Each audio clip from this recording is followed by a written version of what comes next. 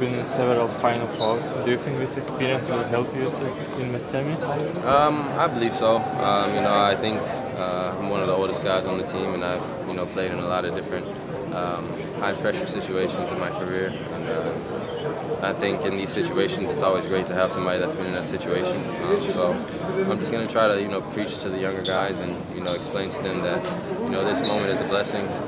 Don't let the moment be too big for yourself, because it's just like playing basketball anywhere else. Obviously, there's going to be a crowd. There's going to be a lot of expectations. There's going to be a lot of media. There's going to be a lot of hoopla going around. But at the end of the day, once you get inside those lines, it's the same game we've been playing since we were kids. So just go out there, enjoy it, have fun, play hard, play aggressive, and as long as you leave everything out there, you'll have no regrets. And hopefully we can do that and win a game.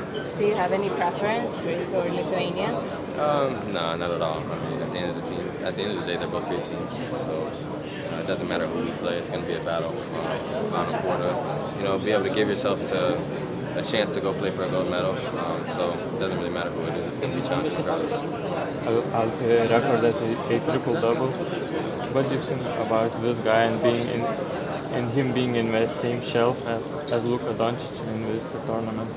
I think Alfred's, taking that next step. I think he's, taking on the expectations and the responsibilities, and he's very solidly placed himself as one of the best players in the world, top 15, top 20, whatever you want to call it, top 10. And now it's just about going out there every single night and being that consistent presence. And, we've played, I think this is our 7th game, and, he's been there every single game with rebounding, scoring, assists, defense, big stops. So I think he's put himself in that, upper echelon of players, and, we're just going to continue to support him and continue to give him the confidence, and hopefully he can continue to carry us and we can do some great things. By watching the dunks that he's sharing, can we say Turkish white chocolate right there? I mean, I guess with the passing ability you can say that, but completely different, size as a player. But yeah, you can say that with the vision, you can say it for sure. How does Coach Ataman prepare you for games like this mentally?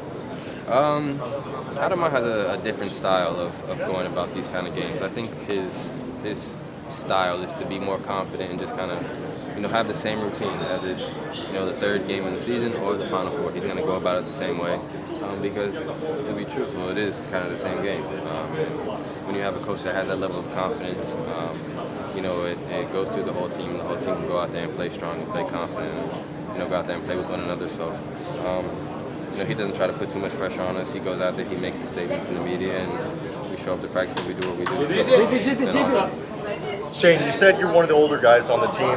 At this point in your career, do you appreciate these moments or reflect on them a bit more because you're older now? Yeah, definitely. I was thinking about it yesterday, and I was like, I'm 32, about to be 33 in a few weeks, and who knows if I ever have another chance to play in the EuroBasket again. So at the end of the day, I just wanted to leave it out there.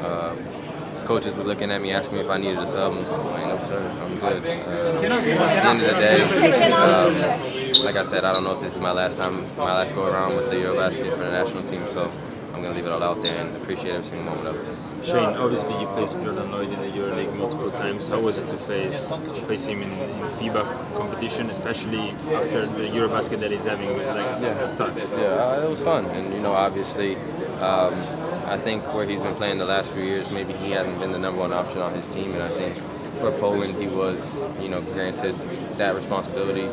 Shoot 15, 16 shots a game, be the #1 option, take your contested jump shots in similar ways that he's played before, whether that's been in Red Star many years ago, in St. Petersburg.